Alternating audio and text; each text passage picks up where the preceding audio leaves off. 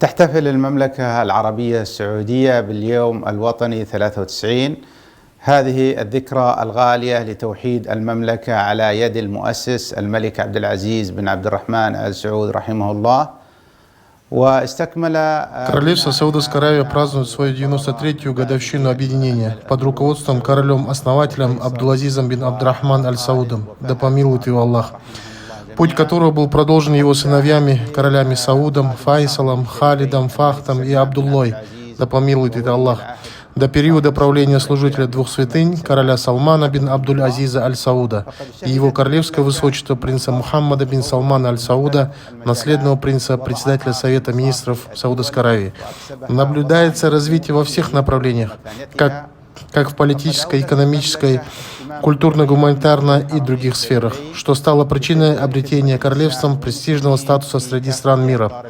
Саудовская Аравия уделяет особое внимание двум святыням Мекке и Медине, религии ислам и мусульманам всего мира.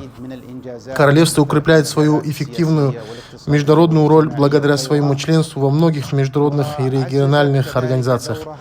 Пользуясь благоприятным случаем, имею честь направить самые искренние слова поздравления и наилучшие пожелания служителю двух святынь, королю Саудовской Аравии Салману бин Абдуль-Азиз Аль-Сауду, а также наследному принцу, председателю Совета министров Саудовской Аравии, его королевскому высочеству, принцу Мухаммаду бин Салману Аль-Сауду и народу Саудовской Аравии.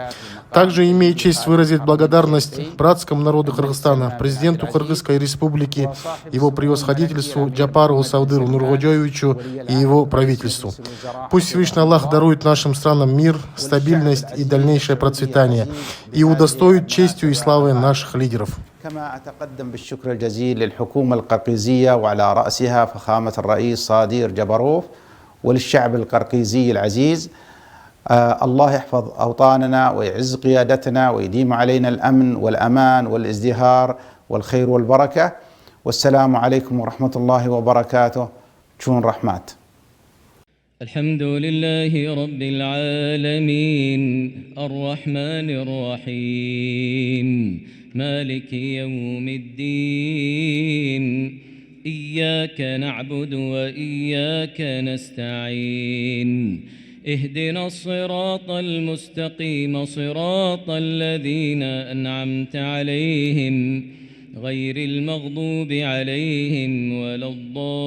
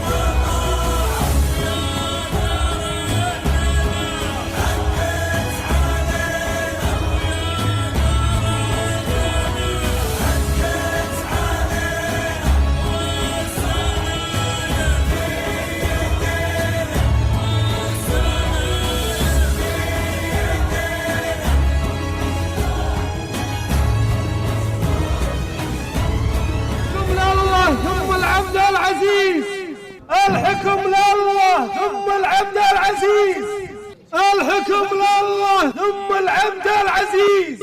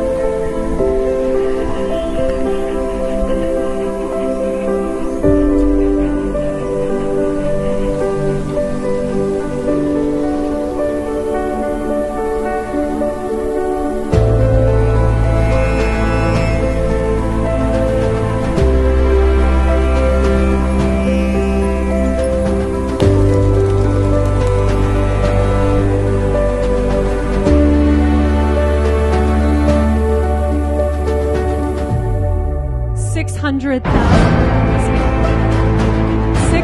is spin, ladies and gentlemen.